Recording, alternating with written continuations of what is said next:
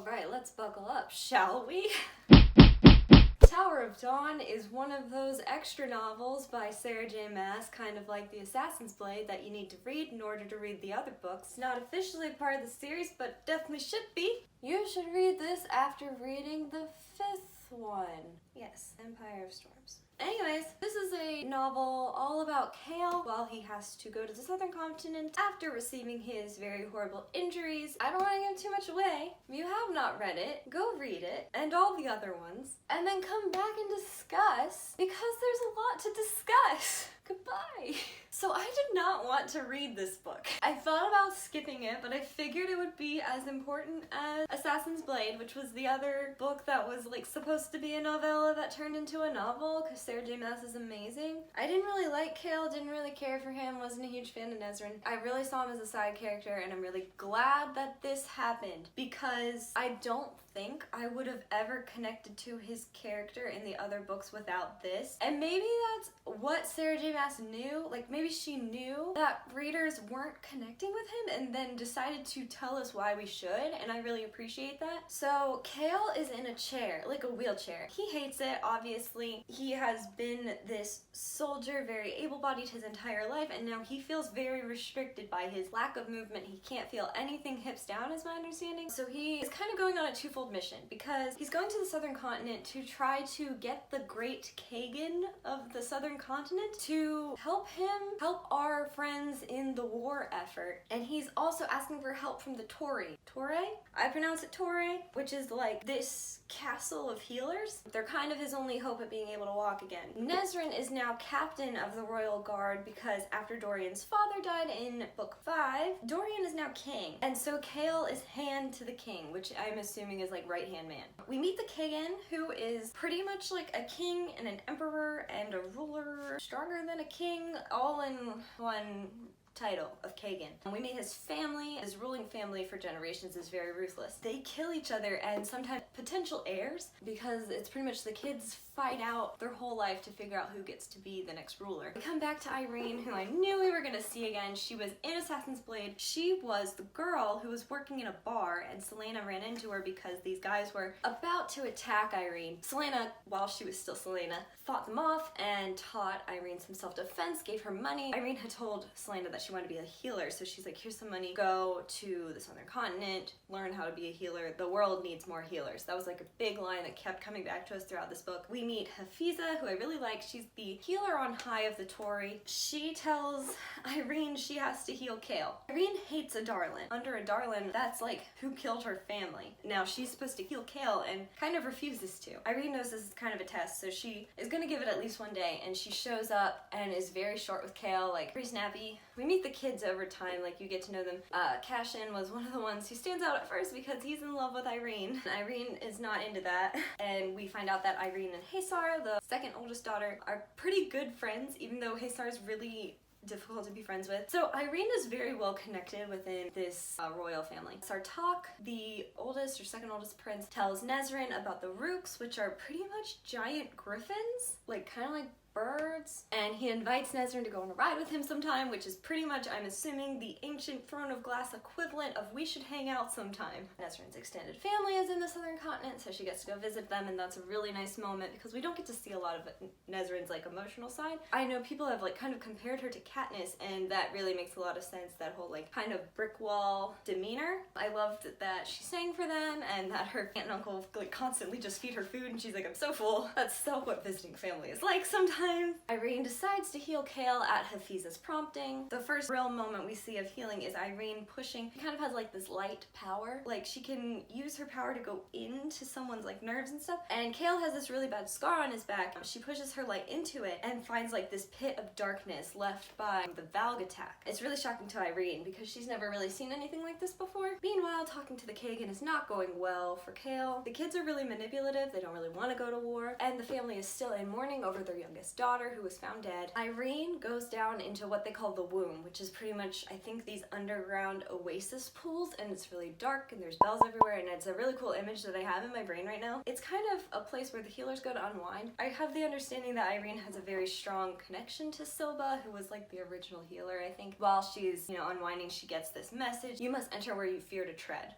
Of course I spilled water on myself. We get this really scary moment where Irene is stalked in the Tory's library. She finds a dead body that looks very similar to her, looks-wise. That really freaks the Tory out, like, obviously, so Irene then asks Chaol to come to the Tory and kind of teach some self-defense to the other girls. Chaol is in an immense pain when Irene heals him. Irene tells him that the pain is kind of like alive within him, and Irene realizes that Chaol, a big part of his healing might be needing to talk about his experiences, like what has caused him the emotional pain that seems to be part of this wound. Nesrin and Sartaq go and ride Kadara. Nesrin doesn't seem to get a lot of freedom, and that's just kind of like a really nice moment for her. On page 160, when Irene calls Chaol an insufferable man, and Chaol's like, yeah, I've heard that one before. Nesrin tells Sartaq a little bit about the Valg and like what they were facing, and Sartaq says that his Hearth Mother may know some stuff about it, so he's gonna go visit her. I like the moment when Chaol has to mount the horse for the first time without being able to use his legs, and he's very embarrassed because he's like needing assistance. Like, this sucks for him. Like, it's a really big hit to his pride, but it's kind of worth it because riding again feels like this huge freedom. He's like, it's not walking, but this is like so nice. When Irene gets on the horse, there's this whole thing. People in Darlin are very conservative dressers in a way that people in the southern continent aren't, and Chaol has his first little moment of like, ooh, she's hot, when Irene gets on the horse, and like it says like her leg is like all exposed because she's wearing a dress and not riding side saddle, and Chaol gets really distracted.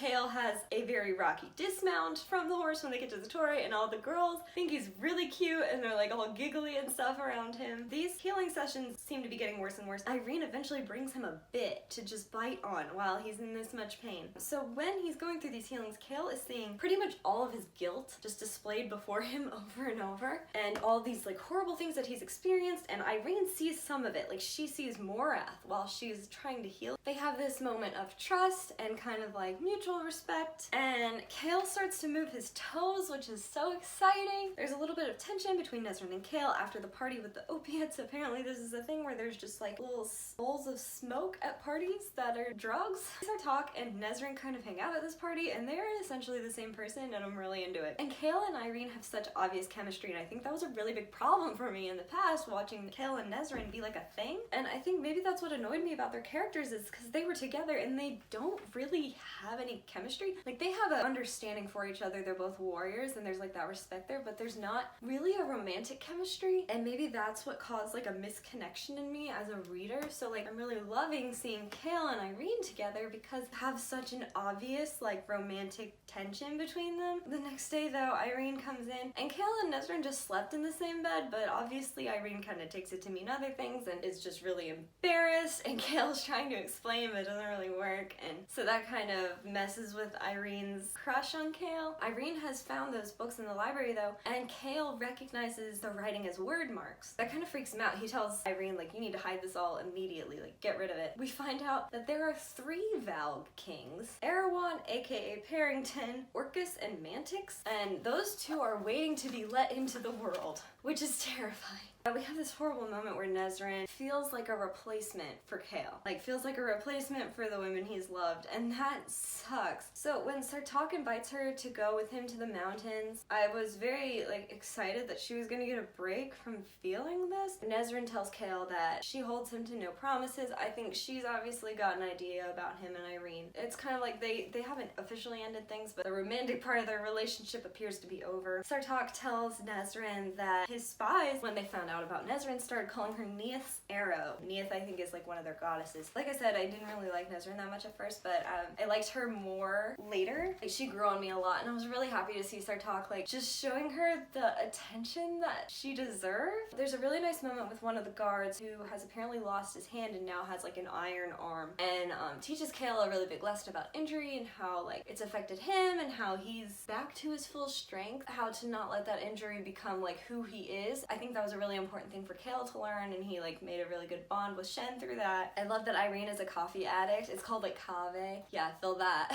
At first I didn't really understand how powerful Irene was. When she and Chaol have like kind of a fight, she leaves and she has like all this power built up in her, and she's like, I have to heal people. So it's like, it's something she has a need to do. Like, it's not like just a gift, like she has to do it. But then she eventually goes back to the palace, and a Valg chases her, and it's like whispering her name. She's running through the palace, running to Chaol, Chaol's room. She escapes, and like I really like the part where Chaol's like calmly explaining from his wheelchair how she's supposed to kill this Valg if it enters the room. Irene explains the oath that she took as a healer to never take a life unless it was like pretty much a mercy killing. I was so proud of Chaol for overcoming his pride and starting to work out with the guards, because for a really long time he would not work out in front of anyone because he was embarrassed about like his limitations and stuff. So it was really nice to see him go and like work out with guards again and kind of get back into his old self. We move into part 2. Sartaq and Nesrin make it to the mountains, and Sartaq has been flirting this whole time, and I'm super happy this relationship. We meet Bort, who I really like, and at first I was like, oh no, like is this like Sartaq kind of girl? And it's not. Apparently they're like literally almost brother and sister. Bort jokes a lot about Nesrin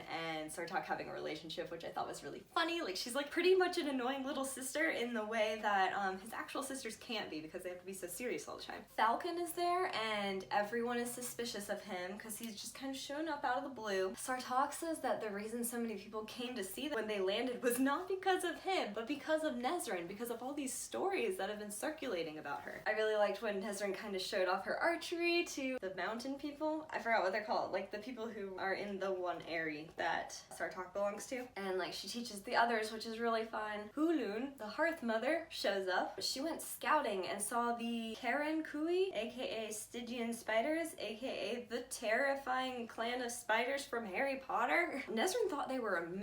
Mentions the silk that we actually got to see Selena kind of purchase in the what was it? Assassin's Blade, where she actually tricked the spiders. Falcon explains that he bargained with one for spider silk and had agreed to give 20 years of his life, but didn't realize it was the prime 20 years. So he's like 20, physically is in his 40s or something, and apparently the spiders stole baby Rooks and are probably stirring because of Erewhon. Chaol and Irene kind of go on a date, which is really cute. Sartaq and Nesrin decide to go to the ruins to track down these Stygian spiders. It looks like Faye have been there, and there's writing on the wall in blood. And they're like, oh, what does it mean? We should probably write it down. And then we hear the voice. It means look up. And it's one of those spiders up in the sky, up near the ceiling, and I was so unwell. Falcon followed them, which is weird, but great, because he saves them. But Kadara, Sartaq's Rook, makes the kill, so Falcon didn't really get to test his theory that if he kills one of the spiders, maybe he'll get his 20 years back. Transformed back into this young man, which I feel like is gonna eventually have to happen to him, because now we've come up with the idea that he might be able to get his youth back. I feel like that wouldn't be introduced if it wasn't a possibility. When they come back, Bort is pissed because Sartaq didn't take her on this adventure, which I thought was funny. We go back to Chaol, who has movement up to his knees now, which is kind of a miracle. Haesar and Argan, I do not like Argan. Haesar is not my favorite. They kind of team up and talk to Chaol in front of the Kagan in a way that makes the war look like the absolute worst idea for them, which is really bad news for Aelin. It's revealed that Aelin and Chaol were a thing a while ago, which makes Irene really uncomfortable. Cashin is a good kid. He's willing to help and gives Chaol some information that the war would be really, really good for the Kagan's economy. There's a really sweet moment where people are asking Nesrin for stories from her homeland, and she's like, I could sing about it, and she sings this song, and she's obviously a really good singer, and Sartaq falls in love with her. Like, you see it in his eyes, and it's just so cute. Sartaq shows Nesrin a Rook that needs a rider, just in case she seems like she wants to stay. And I was really hopeful at that point, because I feel like this is where Nesrin belongs. I loved meeting the Burlad clan. Bort's fiance? What the heck? She's engaged to be married? Bort and Yaren, is it Yaren? They have such a weird rivalry. You gotta love those love stories. Can we please get a novel about that? Chaol charges into one of the Kagan's meetings and orders a ton of weapons from the guy meeting with the Kagan. Kind of prove a point, like, this war is going to be expensive in a way that is going to benefit the Kagan. But the Kagan does not appreciate the interruption. This puts him in a bad mood, so Chaol and Irene fight, and Chaol just like kind of needs to fight with someone, but he says some things that are really hurtful to Irene about how she's done nothing. He's really talking to himself because he feels like he's done nothing to help this war. He feels so bad for saying that. Like, almost immediately he was like, that was the worst thing he could have said to her. She's obviously really upset, but because he like wants to apologize so bad, he stands up and takes a step towards her because she's crying. And then they have this kind of chase where Irene keeps taking one step away from him so that Chaol will follow. He's walking again and it's great. They finally kiss. Finally. I love their banter. It's cute. I really like their relationship. I'm just so into it. Sartok and Nezrin go on another adventure to go find the hatchlings, and they find one, but it turns out that it was a trap, and they're in the spider's lands. Kadara got injured. Nezrin and Sartok and Falcon, who is in Nezrin's pocket, start running for it, pretty much. Cut to Chaol on this horse named Butterfly, and it's like the world's meanest horse. We also have a moment where Chaol talks to Irene about all of his soldiers getting killed and like all the guilt he holds with that. Chaol and Irene are kind of piecing together a lot of important information. They realize that the Torre might be this like collection of blessed healers from the Fae, and they were meant to be hidden from the Valg and possibly Maeve. They decide that they need to take the scrolls and books that they have to Hafiza for help. They think it seems like the Valg are out for Irene is because the way she's been healing Chaol, she might be able to heal other people and in a way that is really dangerous to the Valg. And at this point, like, we're at Irene's birthday party in the desert. Haesar and her siblings are like joking about Irene marrying Cashin, and Irene dumps Haesar into the lake, which is a bad decision. We're really lucky that Renia, who is Haesar's girlfriend, starts laughing so that everyone thinks it's funny, which is pretty much how Irene's life is spared. Chaol gives Irene the locket. He notices that she keeps like messing with something in her pocket, and it's that little note that Selena gave her so many years ago, like the world needs more healers, and she's kept it in her pocket all this time. He's like, it's for whatever's in your pocket. Chaol and Irene finally like really get together. It's just so sweet. It just can't deal. And Irene tells him about the note and how she had help getting to the Torre. The most terrifying part of this entire book was Sartok and Nezrin running from the spiders, and Sartok gets stuck. Tells Nezrin that he loved her before he even met her, and then is taken by giant spiders. What on earth is happening? And then Nezrin lets herself get taken so that she can go save Sartok. So she's trapped in spider webbing like a little fly. Falcon is a snake now, and he's like biting Nezrin's way out of the webbing. Sartok is unconscious on the floor. So Nezrin gets the spider talking. The spider says, her dark majesty. Her. They're waiting for her to return. AKA not Erewhon. They're not in cahoots with Erewhon. And we find out that Maeve, Queen of the Fae, is actually Queen of the Valg. So good. We not only have 3 Valg kings to deal with, we have this super powerful Valg queen to deal with as well. So like, has Maeve, since Valg take over people, Maeve has taken over the body of a Fae for centuries. Like, that was one of the things about Maeve, is that she has lived longer than any Fae should. She pushed her way into making everyone believe that there were always 3 Fae queens through mind control. Because apparently, she was married to Orcus, one of those horrible 3 Valg kings, escaped him by coming to our friend's world. And then the Valg kings came after her, but she battled them as a Fae, so they didn't know who she was. Now the spiders guard the rip in the world that she came through. So we find out all this information. They're about to get killed, and then Falcon disguises himself as one of those horrible spiders and tells the other spider, like, hey, there's some rooks, you should go check it out. Nezrin and Sartok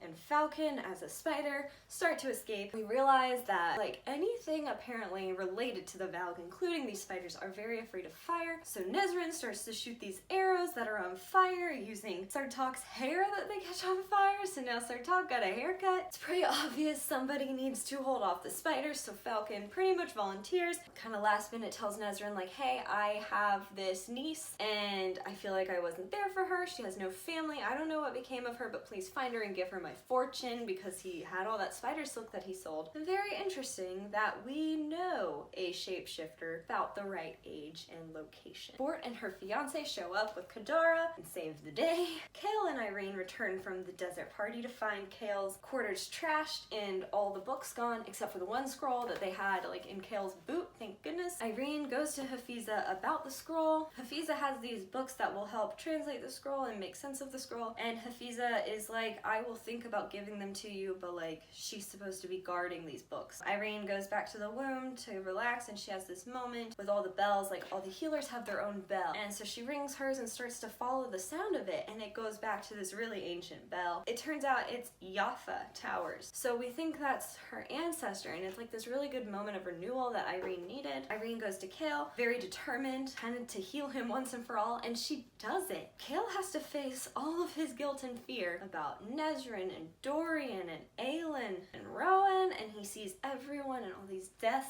like all over again. Chaol kind of realizes in order to heal, he has to forgive himself so that his body will like let go of this darkness. During the healing, Irene, it's kind of like a simulation, but Irene admits that she loves Chaol, and then later he tells her back and asks Irene to come back with him on the ship when he leaves, and it's really, really cute. Our crew comes back to the Eyrie on the Rooks, and we see that there's kind of hope for Bort and Yaren. Yaren kind of likes her. Bort is warming to him, and it's cute. Nezrin tells Falcon that she thinks Lysandra is his niece. Haesar tells Chaol about the battle that Aelin fought against Maeve. Apparently they don't really know the outcome of what happened. Also, Aelin has sent some sort of message to Haesar asking for her help. Pretty much doesn't have anything to promise except a better world, and Haesar likes that. Haesar does have a heart. Chaol and Irene go back to the Torre to find Hafiza. They're kind of searching and they can't find her. The key to the cabinet Hafiza wears around her neck, like on a chain, is wedged under Irene's door, so they know that something's happened to her. They find her in a city of gold from the Fae under the Torre. Duva, pregnant Duva, like daughter of the Kagan, is there, has Hafiza captured and is apparently possessed by one of the Valg, and has been since her wedding day, because the ring she had, it's silver but the inside is lined with that black stone. That is absolutely terrifying. Duva is supposed to take Irene, and Chaol kind of has this moment of realizing he's standing next to the hope for the entire world. So Chaol is fighting for her. Irene has managed to drag Hafiza away, and Chaol takes this really bad hit to his back, and all that hard work is gone.